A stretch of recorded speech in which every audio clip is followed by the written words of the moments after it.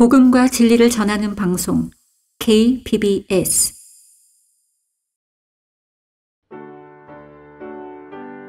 성경 지식을 기초부터 탄탄히 쌓아가는 기초로 돌아가자. 마음대로, 하고 싶은 대로. 이것이 자유의 정의일까요? 옳은 것을 안전하게 선택할 수 있는 힘. 이것이야말로 진정한 자유입니다. 이 시간 우리가 배울 말씀의 주제는 그리스도 안에서 누리는 자유입니다. 성경침례교회 박승용 목사입니다.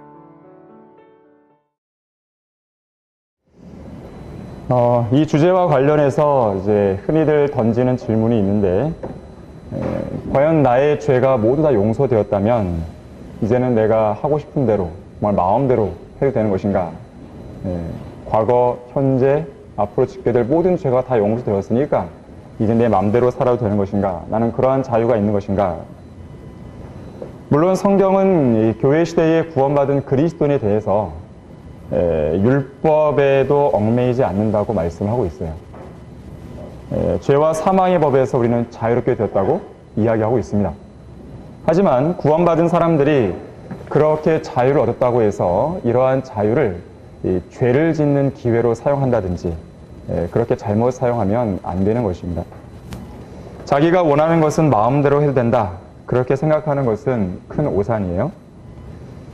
그리스도 안에서 누리는 자유라고 하는 것은 죄를 마음대로 짓고 살아도 된다든지, 돈을 마음대로 써도 된다든지, 또 신앙생활을 자기 멋대로 해도 된다든지, 그런 거를 말하는 것이 아니에요. 말 그대로 단서가 붙어 있죠. 자유는 자유인데 그리스도 안에서 누리는 자유라는 것이에요. 그리스도 안에서 우리는 이 자유를 누릴 수 있어야 됩니다. 그렇기 때문에 때로는 책임 있는 선택이 있어야 되는 것이죠. 만약에 책임 있는 선택을 할 수 없다, 그러한 사람에게는 어떤 선택을 맡길 수가 없습니다. 우리도 이제 자녀들을 이제 키우다 보면은 어느 정도의 나이까지는 부모가 계속 인도하고, 때로는 가이드를 주고, 이렇게 해서 저렇게 된다, 이건 하지 말아야 된다, 어떤 그런 지침들을 주잖아요. 너 멋대로 해봐라. 너도 인격이 있으니까 너 마음대로 해봐라. 그렇게 하는 부모는 없단 말이에요. 일정 나이가 될 때까지는 부모가 그 나이가 책임 있는 선택을 할 때까지는 어느 정도는 이렇게 보호하고 또 인도해 주는 부분이 있는 것입니다. 마찬가지예요. 그리스도인들도 갓 구원받게 되면 이제 갓 태어난 피조물이기 때문에 어린아이와 같다 이거죠. 그래서 어느 수준까지는 책임 있는 선택을 할 때까지는 바른 길을 제시하고 이끌어 주어야 합니다. 자, 그리스도 안에서 어떤 자유를 누리든지, 또 하나님의 자녀로서 그리스도인의 모든 행동에 어떻게 선을 그어야 하는지, 자, 이 부분을 오늘 우리는 배우게 될 것이에요. 자, 첫 번째로 무엇이든지 내가 하고 싶은 대로 해도 괜찮은가? 우선 구원받은 그리스도인은 자유롭게 되었다. 이것은 변함이 없습니다. 자, 이 자유는 누가 주신 것이죠? 바로 하나님의 아들이신 예수님께서 주신 자유입니다. 자, 요한복음 8장 36절 한번 찾아보겠습니다.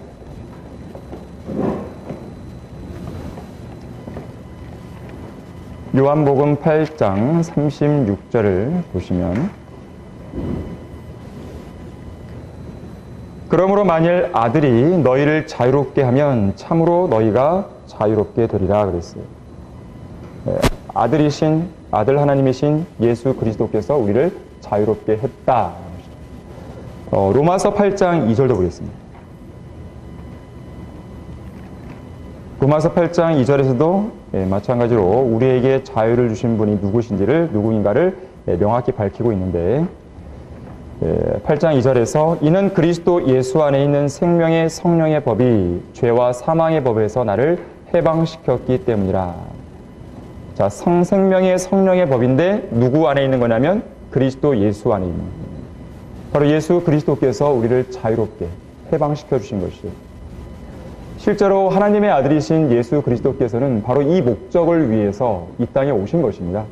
우리를 자유롭게 해주기 위해서 오신 것이에요. 자, 히브리서 2장 14절 15절 한번 보겠습니다.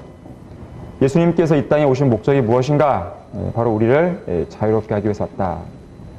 히브리서 2장 14절 15절을 보시면, 자녀들이 피와 살에 참여하는 자인 것 같이, 자, 피와 살에 참여한다는 것은 무슨 말이냐면 육신을 입고 있다는 것이잖아요. 자, 인간은 육신을 입고 있습니다. 자, 그것처럼 그 역시 예수님 역시 같은 모양으로 육신을 입으셨다는 것이에요. 동일한 것에 참여하신 것은 자신의 죽음을 통하여, 자, 첫 번째 목적이에요. 죽음의 세력을 가진 자 곧 마귀를 멸망시키시며, 두 번째 목적이 15절인데 죽음을 두려워함으로 평생을 노예로 속박되어 있는 자들을 놓아주시려 함이라고 했습니다. 자, 우리에게 자유를 주시기 위해서 이 두 번째 목적이 여기 주님께서 오신 목적이 여기 나와 있는 것이죠. 평생을 노예로 속박되어 있습니다. 죽음을 두려워하는 것이죠. 그래서 구원받지 않은 사람들은 죽음을 두려워합니다. 내가 죽으면 어떻게 되지? 두려워하는 것이죠.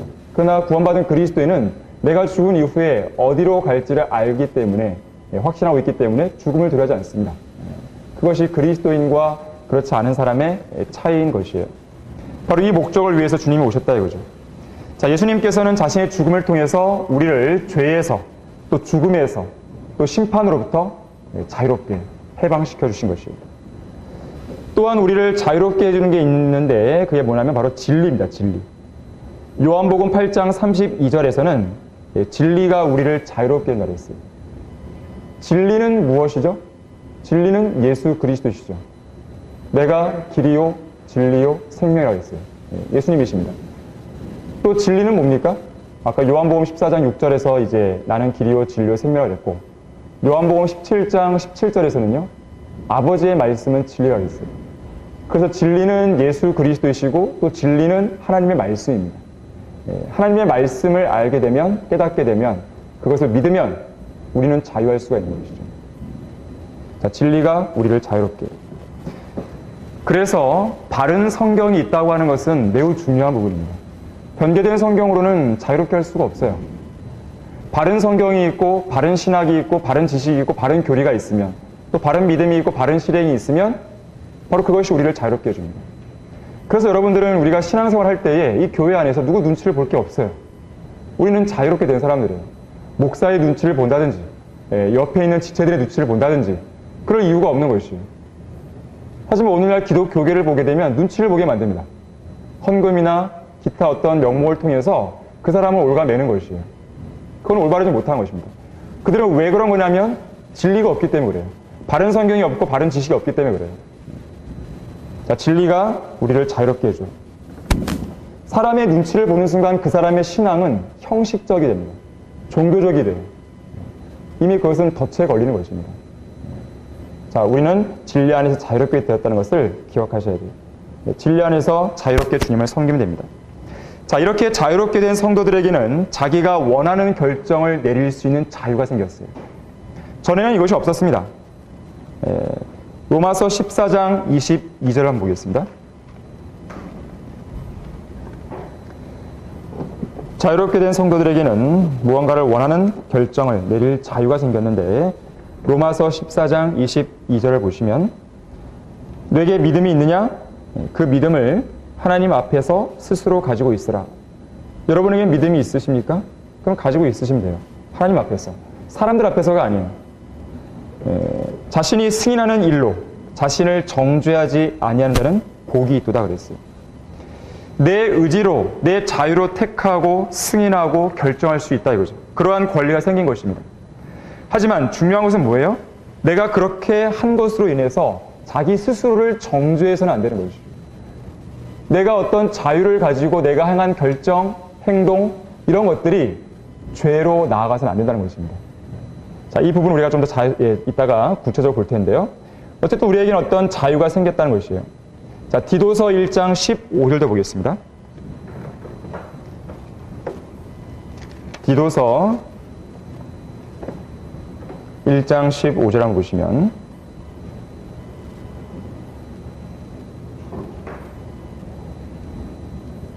정결한 사람들에게는 모든 것이 정결하나 더럽혀진 자들과 믿지 않는 자들에게는 아무것도 정결한 것이 없고 도리어 그들의 마음과 양심이 다 더럽혀져 있다 그랬습니다. 자, 어떤 행동에 대해서 선한 양심과 순수한 마음과 가식 없는 믿음으로 취할 수만 있다면 그런 행동들은 정결하게 받아들여지게 되어 있어요. 하지만 구원받지 못한 사람들에게는 이런 것이 없기 때문에 정결한 것이 있을 수 있다고 말할 수 없습니다. 다시 말해서 구원받지 않은 사람들에게는요, 어떤 정결한 것을 취하고 행동할 수 있는 자유가 전혀 없는 것이에요. 구원받기 전에는 육신과 이 혼이 붙어있기 때문에 어떤 영적 수술, 영적 할례가 이루어지지 않은 상태이기 때문에 뭔가를 할 수 있는 자유가 없어요. 내가 주님을 기쁘게 해두고 싶다. 그건 불가능한 일입니다. 구원받지 않은 사람들에게는. 그래서 하나님께서는 구원받지 않은 사람들의 경배를 받아주시지 못하는 것이에요. 받아줄 수가 없습니다. 그 사람이 영이 거듭나야 되고 그 사람의 혼이 육신과 분리되었을 때에 받아줄 수 있지만, 하지만 그렇지 않은 상태에서는 그들은 하나님을 기쁘게 하려고 해도 할 수가 없어요. 그런 자유가 없어요. 그러나 우리에게는 자유가 생겼어요. 이제는 주님을 기쁘시게 해줄 수 있고, 또 주님을 위해서 선한 일을 할 수가 있고, 주님을 위해서 뭔가를 실행할 수 있는, 내 몸을 드릴 수 있는 자유가 생긴 것입니다. 이것은 구원받은 그리스도인만이 가질 수 있는 특권이에요. 자, 또한 그리스도인은 구약의 율법에 얽매이지 않습니다. 그래서 우리는 그리스도 안에서 영원히 안전한 사람들이에요. 구약의 율법의 행위에 얽매이는 사람들이 아니기 때문에 그래요. 우리가 얽매여 있다면 계속해서 그 율법은 우리를 정죄할 것이에요. 너는 죄인이야, 죄인이야. 죄의 삭은 사망이니까 너는 지금 죽으면 지옥에 가야 돼. 너 율법에 따라서 쭉 리스트를 보니까 하나도 제대로 한 게 없어. 설령 어떤 걸 했다 하더라도 어떤 걸 못했어. 계속해서 율법은 우리를 정죄할 것입니다. 그러나 우리는 율법에 얽매인 사람들이 아닙니다. 우리는 어떤 율법의 행위로 구원받은 사람들이 아니기 때문에 거기에 얽매일 필요가 없는 것이죠. 자, 갈라디아서 2장 16절 한번 보겠습니다. 왜 그런 것인가 하냐면 우리는 주님께서 우리를 자유롭게 해줬기 때문에 그래요. 갈라디아서 2장 16절 보시면 여러분이 반드시 기억해야 될 말씀이에요. 사람이 율법의 행위로 의롭게 되는 것이 아니요 예수 그리스도를 믿음으로 인하여 되는 줄 알고 우리도 예수 그리스도를 믿었나니 이는 우리가 율법의 행위로서가 아니라 그리스도를 믿음으로 인하여 의로워지고자 함이라. 이는 율법의 행위로는 아무 육체도 의롭게 될 수 없습니다. 이보다 더 분명한 말씀이 어디 있겠어요? 이 말씀을 그대로 믿는다면 그 사람은 구원받는 것이고 율법에서 해방되는 것입니다. 자유롭게 되는 것이에요. 그러나 오늘날 얼마나 많은 사람들이 또 교회를 다닌다고 하는 사람들이 자기 힘으로 어떤 행위로 구원받으려고 하는지, 또 자기가 이미 받은 구원을 율법의 행위로 계속 끝까지 견디려고 하는 그런 모습들을 보는 것이죠. 그들은 자유가 없어요. 자, 이미 우리는 구약의 율법에서 해방된 사람들임을 기억할 필요가 있죠. 자, 그러나 중요한 부분이 나오는데 우리가 가진 이러한 자유에 대해서 반드시 기억해야 할 사실이 있어요. 이 자유를 올바른 목적을 위해 써야 된다는 것입니다. 바로 이것이 오늘 배우는 내용의 핵심이에요. 예수 그리스도 안에서 가진 자유는 우리로 하여금 구약의 율법에 속박 없이 올바르게 행할 수 있게 해주는 자유이지, 뭐 죄를 진다든지 또 그런 식으로 내가 원하는 건 아무것이나 마음대로 한다든지 그런 자유가 아니라는 것입니다. 자, 갈라디아서 5장 13절도 보겠습니다. 갈라디아서 5장 13절 보시면 형제들아 너희가 자유애로 부름을 받았으니 그 자유를 육신을 위한 계기로 삼지 말고 사랑으로 서로 섬기라. 자, 잘 보세요. 자유를 우리의 육신을 위한 계기로 삼지 말라고 그랬어요. 우리에게 자유가 주어졌다고 해서 그렇게 함부로 써서는 안 된다는 것입니다. 자, 우리가 가진 자유는 이 죄 많은 육신을 만족시키기 위해서 써서는 안 되는 것이에요. 자, 로마서 6장 1절도 한번 보겠습니다. 지금 우리가 보고 있는 이 구절들은 다 중요한 구절들입니다. 과연 우리가 가진 자유를 어떻게 써야 되는 것인가 라고 할 때에 그 기준과 지침이 되는 구절이에요. 자, 갈라디아서 5장 13절을 반드시 기억하시고요. 이 로마서 6장 1절 보시면 그런즉 우리가 무슨 말을 하리요? 은혜가 넘치게 하려고 죄에 거하겠느냐? 자, 질문을 던졌어요. 이슈를 제기했습니다. 은혜가 넘치게 하려고 과연 죄에 거하겠느냐? 왜 이 말을 하냐면 거기 21절 보세요. 로마서 5장 21절 바로 앞구절 보시면, 아니 거기 20절부터 보시면 율법이 들어온 것은 범죄가 많아지게 하려는 것이라. 그러나 죄가 많아진 곳에 은혜가 더욱 넘쳤나니 죄가 군림하여 사망에 이른 것 같이 은혜도 의를 통하여 군림하여 예수 그리스도 우리 주로 인해 영원한 생명에 이르는 것이라. 자, 죄가 많은 곳에 은혜가 넘친다고 하는 부분이 나오는데 왜 그럴까요? 자기가 죄인임을 알면 알수록 어떨까요? 아, 나에게 주어진 구원이 정말 그 구원의 은혜가 정말 큰 것이구나. 이걸 더 알게 됩니다. 자, 그것을 느끼기 위해서 내가 죄를 더 많게 해야겠구나. 과연 그렇게 해야 되는 게 맞냐 이거죠. 그 질문을 던지는 것이에요. 답은 뭐예요? 2절에서 결코 그럴 수 없다는 것입니다. 죄에게 죽은 우리가 어떻게 더 이상 그 가운데 살겠냐 이거예요. 그럴 수 없다 이거죠. 자, 12절 한번 보세요. 건너뛰어갖고 12절 보시면 그러므로 너희는 죄가 너희 죽을 몸 안에서 군림하지 못하게 하여 몸의 정욕 가운데 죄에게 순종하지 말고 또 너희 지체를 불의의 병기로 죄에게 내어주지 말고 다만 너희 자신을 죽은 자들로부터 살아난 자들처럼 하나님께 드리며 너희 지체를 의의 병기로 하나님께 드리라. 자, 여러분이 가진 자유를 가지고 어떻게 하라는 거예요? 육신을 위한 계획으로 삼지 말고 자신의 지체를 의의 병기로 드리라는 것이에요. 이게 바로 자유를 가진 사람이 해야 될 일입니다. 죄가 너희를 주관하지 못하리니 이는 너희가 율법 아래 있지 아니하고 은혜 아래 있기 때문에 알겠어요. 자, 과연 하나님께서 왜 우리를 율법에서 구속시켜 줬느냐? 왜 우리에게 은혜를 주셨느냐? 그 목적이 바로 이것이에요.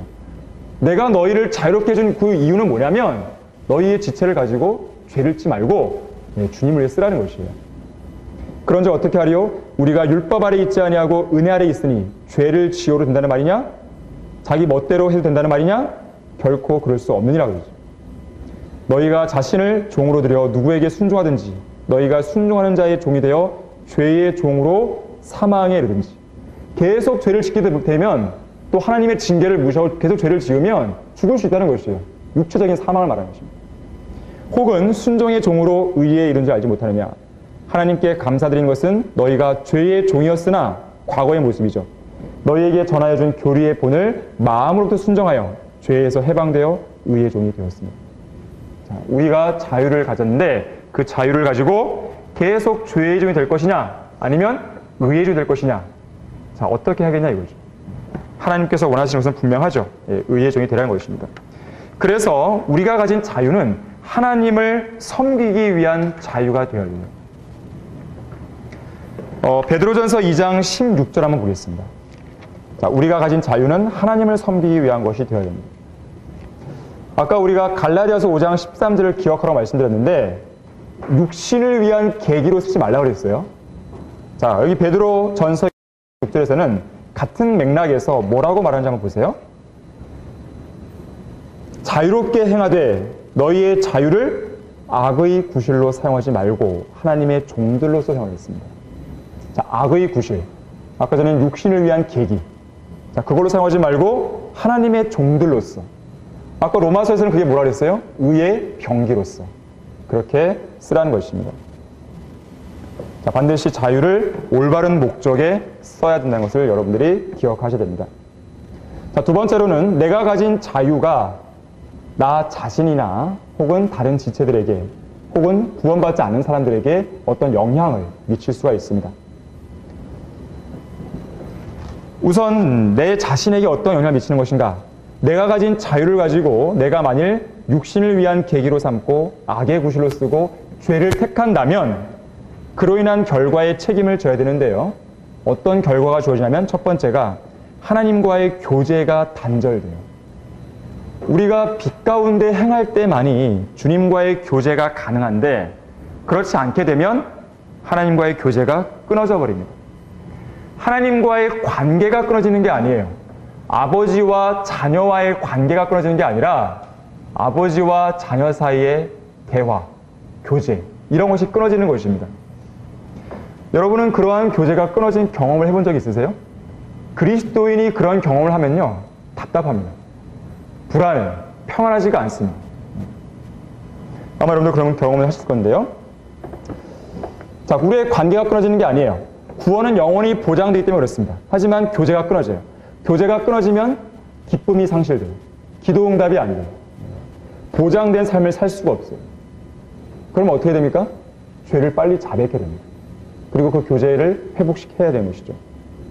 두 번째로는 하나님의 징계를 받습니다.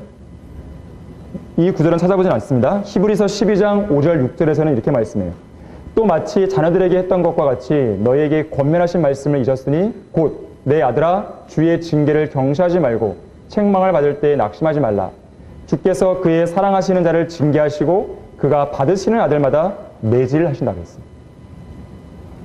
징계라고 하는 것은 영원한 지옥의 형벌과는 다른 것입니다. 자, 우리는 지옥의 형벌을 받지 않아요. 그러나 우리는 징계를 받습니다. 우리가 징계를 받는 이유는 우리가 하나님의 아들이기 때문에 그래요.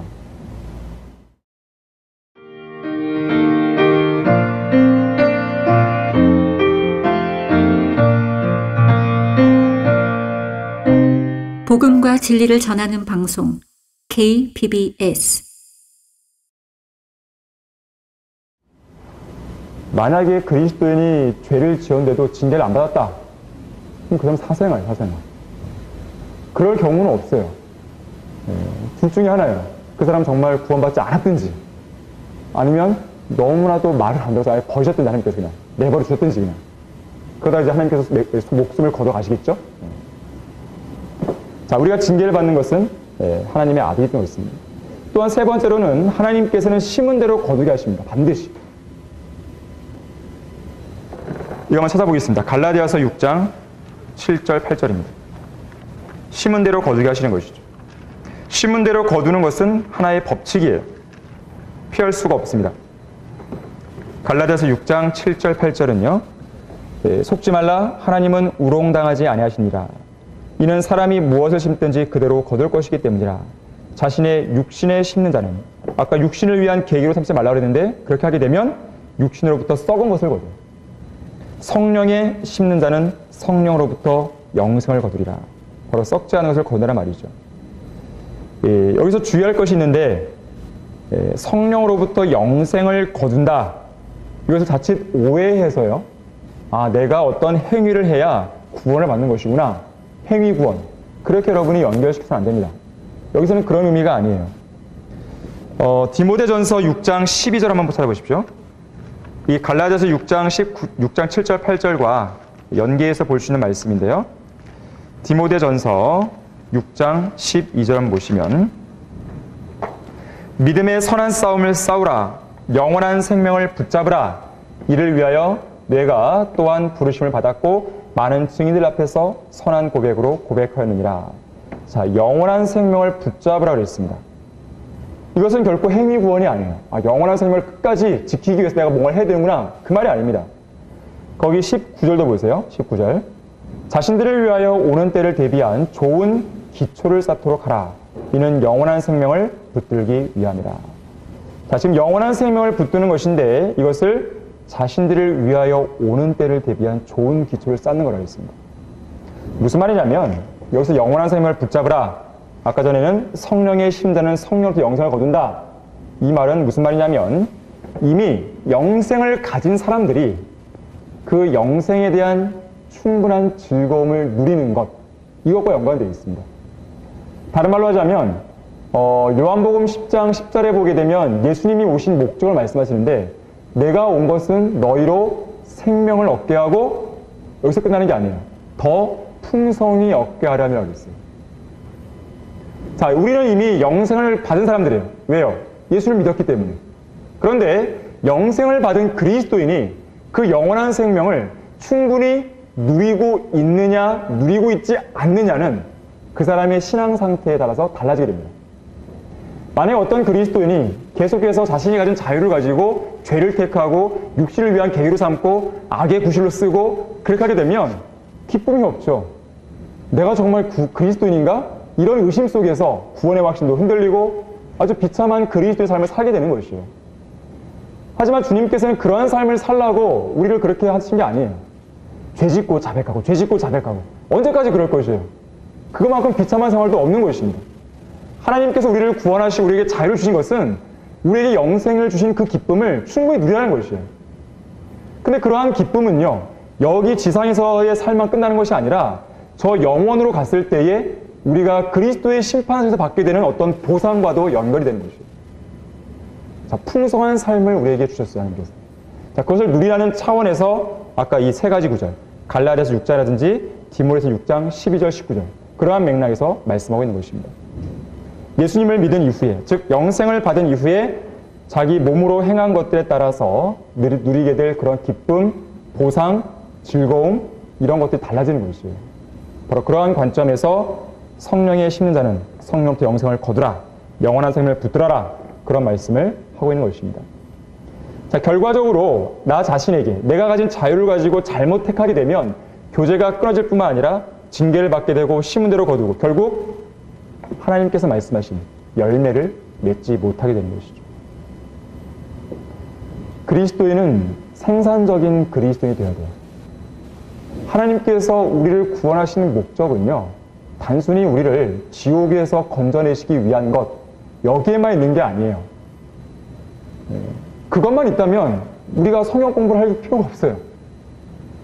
그렇지 않겠습니까? 우리 이미 구원받았는데 더 뭐가 필요하겠어요?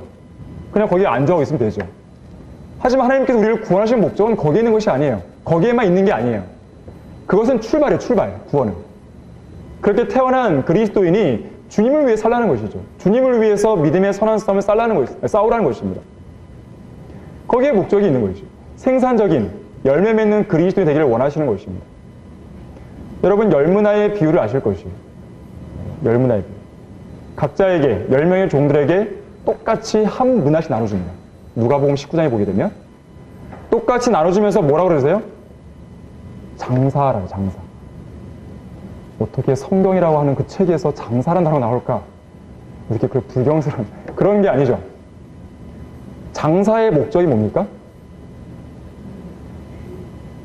목적이 뭐죠? 이윤. 이익을 내는 것이에요. 뭔가를 남겨야 되는 것입니다. 이윤을 남기지 못하면 그 기업은 망하게 되어 있어요. 아무것도 남기지 못하고 딱 그 수준만 유지한다. 발전이 없죠.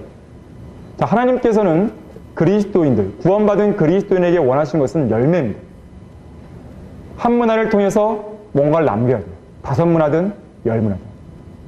자, 그것은 결과적으로 뭐예요? 저 영원시대, 저 천년왕국 때에 우리에게 뭐가 주어져요? 다스릴 수 있는 성읍이 주어집니다. 이것은 한갓 그냥 어떤 교훈적인 어떤 우화 그런 이야기가 아니에요. 이솝 우화에 나오는 그런 교훈적인 잘 살아라 그런 차원이 아닙니다. 실제적으로 우리의 상급과 유업이 결정되는 것이에요. 언제? 내가 이 시간에, 이 교회 시대, 내가 살고 있는 나의 목숨이 붙은 이 시대에 내가 어떻게 살아냐에 따라서 천년왕국에서 내가 받을 유업이 결정되는 것이에요. 좋은 대학 가기 위해서, 좋은 취직하기 위해서 뭔가를 하잖아요. 밤을 새도록 공부하고 밤을 새도록 취직 준비한다 이거죠. 또 유학도 가고 또 스펙도 쌓고 한단 말이에요. 그런데 천년왕국에서 성읍을 차지하기 위해서 내가 지금 이 시대에 아무것도 하지 않고 있다고 한다면 그 사람은 헛살고 있는 것입니다. 하나님께서 그 사람을 구원하신 목적에 부합되는 삶을 살고 있는 게 아니에요. 여러분 그걸 잘 유념하셔야 됩니다. 우리는 그리스도의 심판석에 반드시 서요. 그걸 여러분이 안다면 여러분의 인생의 어떤 방향이나 어떤 진로나 그런 부분들이요. 거기에 딱 정렬이 돼 있어야 돼요. 그게 영혼을 대비한 삶이라고 말할 수 있겠죠. 우리는 하나님을 만날 준비를 해야 돼요. 그리스도의 심판석에 설 준비해야 됩니다. 내가 그리스도의 심판석에서 나 자신에 대해서 반드시 해명할 날이 오게 되는데요. 내가 주님을 위해서 뭘 했는지를 주님께 말씀드릴 날이 오는 것이에요. 하나님은 반드시 물으실 것이에요. 나는 너를 위해서 내 몸을 줬는데 너는 나를 위해서 너의 몸을 가지고 뭘 했냐? 물으실 것이에요.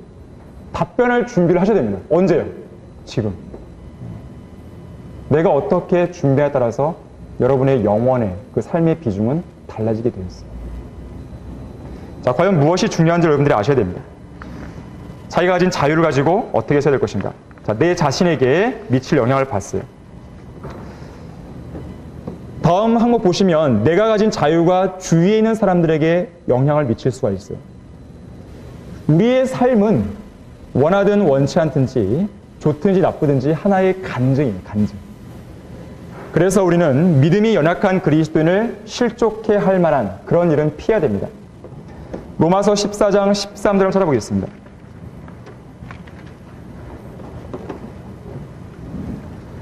로마서 14장 13절 한번 보시면 그런즉 우리가 더 이상 서로를 판단하지 말고 도리어 형제들 앞에 거치는 것이나 방해물을 놓지 않았는지 판단해야 하리라. 내가 주 예수 안에서 알고 또 확신하는 것은 아무것도 그 자체가 부정한 것은 없으나 어떤 것을 부정하다고 생각하는 그 사람에게는 부정한 것이니라. 그러나 만일 내 음식 때문에 내 형제가 슬퍼하게 되면 내가 이제 사랑을 따라 행한 것이 아니니 내 음식으로 그를 망치지 말라. 그리스도께서 그를 위하여 죽으셨느니라. 그러니까 내가 하고 있는 일이 주님 안에서 특별히 문제될 게 없다. 그러나 내가 하고 있는 그 일이 어떤 성도를, 지체들을 실족시키게 하는 일이라고 한다면 그건 자유를 잘못 사용하고 있는 것이에요. 내가 하는 행동이 다른 성도들이 미칠 영향을 봐야 되는 것입니다. 그래서 때로는 어떤 그 자체가 나쁘진 않더라도 나쁘게 보일 만한 그런 일들이 있다면 역시 피해야 되는 것이죠. 데살로니가전서 5장 22절에서는 악은 어떤 형태이든지 피하라고 그랬어요. 그리스도인은 구원받은 사람이든지 구원받지 않은 사람들이든지 그들 모두에게 선한 간증을 유지할 수 있어야 됩니다. 선한 간증을 유지하면서 좋은 영향을 미쳐야 돼요. 나중에 한번 찾아보십시오. 고린도전서 9장 19절에 보게 되면 내가 약한 사람들에게 약한 사람같이 되고 또 율법 없는 자들에게 율법 없는 자같이 되고 또 율법 있는 자들에게 율법 있는 자같이 되고 그렇게 한 이유는 뭐냐면 내가 그들 모두를 어떻게든지 구원하기 위함이라 그랬어요. 물론 우리는 세상과 타협해야 될 사람들은 아닙니다. 비진리와 타협하는 것은 아니에요. 그러나 때로는 내가 하는 행동을 신중히 하는 가운데에 신축성 있게 움직이면서 몇 사람이라도 구원하는 데 있어서 우리는 최선을 다해야 되는 것입니다.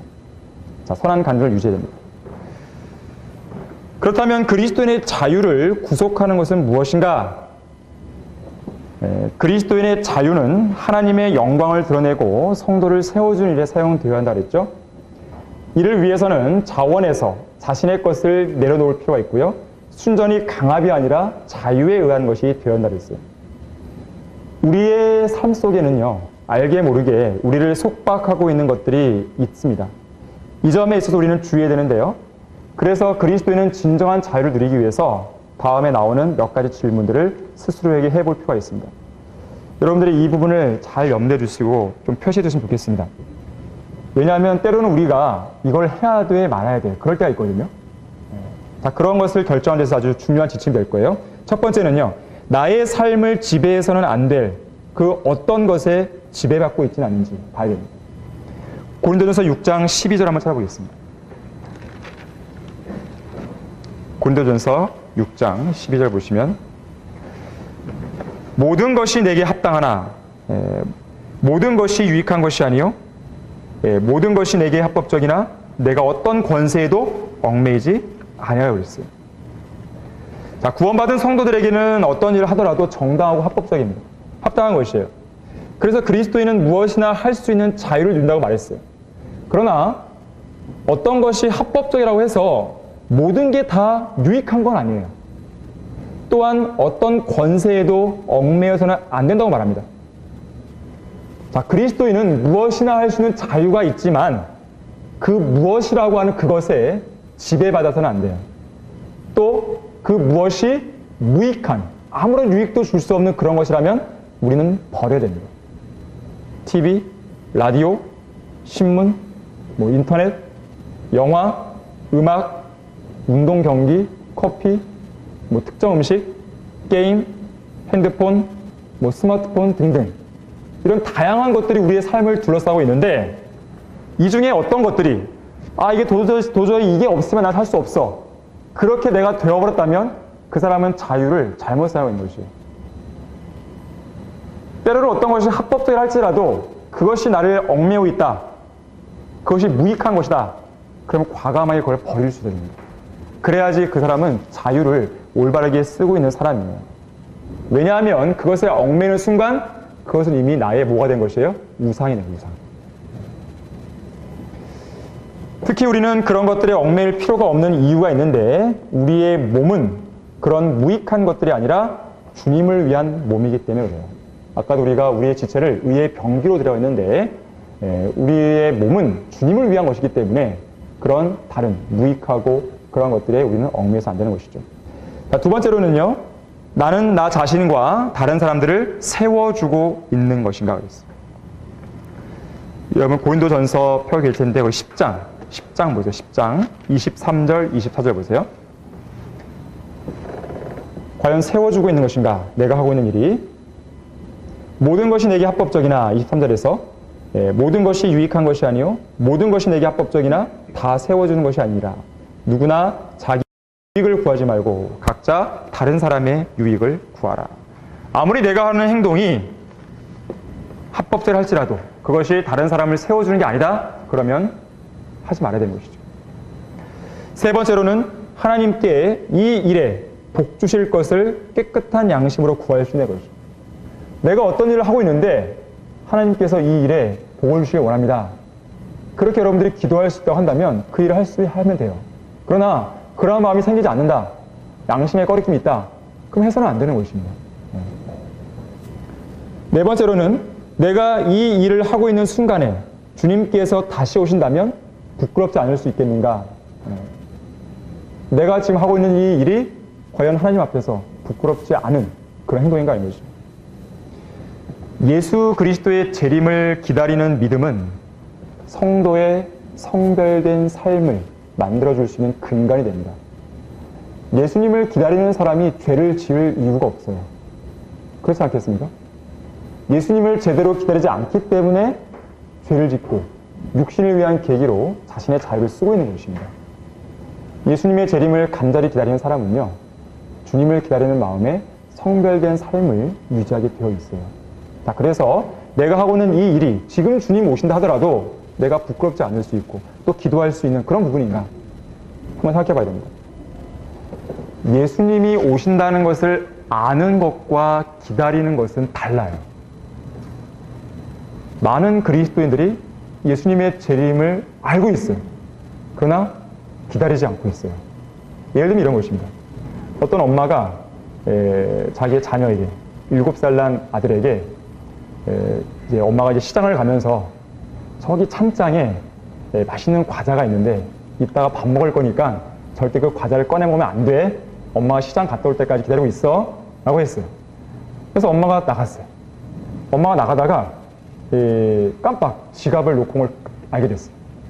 그리고 지갑을 들고 오기 위해서 다시 집으로 가서 문을 탁 여는 순간 어떤 상황에 직면했냐면 이 아이가 의자를 갖다가 찬장 밑에 놓고 그 쿠키를 한 손으로는 꺼내고 한 손을 입에 넣은 그 장면이 딱 목격됐어요. 이 아이는 엄마가 올 것을 알았을까요? 몰랐을까요? 알았죠. 시장 갔다 온다 그랬으니까. 근데 기다렸을까요? 안 기다렸을까요? 안 기다렸겠죠. 좀 더 늦게 왔으면, 내가 이 쿠키를 다 먹고 완전 범죄가 딱 될 때까지 그때 왔으면. 자, 이것이 그리스도인의 모습이 되어서는 안 되는 것이죠. 내가 죄를 짓고 이 순간에 주님께서 나에게 나의 이름을 공중에 부셨다. 그러한 상황에 직면해서 안 되는 것이죠. 마치 그 베드로가 예수님을 부인하던 그날, 딱 3번 부인했을 때에 예수님과 눈이 탁 마주친 적이 있었어요. 그때 아주 비통하게 울죠. 자, 그러한 상황에 우리가 직면해서 안 되는 것입니다. 우리가 예수님의 오심을 알고 있다면 기다려야 되는 것이죠. 기다려야 된다면 우리가 가진 자유를 가지고 어떻게 해야 될 건지는 분명히 되는 것입니다. 자, 5번째로 이 일이 나의 형제를 실족하게 하지 않는가. 6번째로 이 일이 구원받지 않은 사람으로 하여금 예수 그리스도를 자신의 구주로 영접하기를 거부하도록 만들지 않겠는가. 나 때문에 구원받지 못한 일이 생겨서 안 되는 것이죠. 정말 큰일이라는 것입니다. 7번째로 이 일로 인해 내 양심이 나를 정죄하지 않는가. 거기 제시된 구절들은 다 한번 찾아보세요. R.A. 토레이 목사가 그런 말을 했습니다. 2가지인데요. 주님께서 오셨을 때 주님께 들켜서 달갑지 않을 그런 행위를 해서는 안 된다. 2번째는 주님께서 오셨을 때 당신의 모습이 발견되기 원치 않는 장소에 가서는 안 된다고 했어요. 주님께서 오셨을 때, 주님이 딱 보셨을 때 달갑지 않은 그런 행동이라든지 또 주님이 원하지 않은 그런 장소, 거기에 있다면 안 되는 것이죠. 자, 우리가 가진 자유를 잘 써야 되는 것이죠. 자, 거기 결론부 보시면 우리가 그리스도인으로 가진 자유와 다른 사람들을 고려하면서 오는 부담 사이에서 균형을 유지해야 된다. 여기서 말하는 부담은 하나의 간증을 말하는 것이죠. 간증. 우리 자신에게 주어진 자유에 대해 겸손한 마음을 지니고 있어야 하며 자신이 가진 자유를 다 사용하지 않으면서 다른 성도들을 세워주고 세상에 대해서는 간증을 나타내는 삶을 살아야 하는 것이다 그랬습니다. 여러분이 가진 자유를 올바르게 쓰셨으면 좋겠습니다. 예, 수고하셨습니다. 지금까지 기초로 돌아가자와 함께 하셨습니다.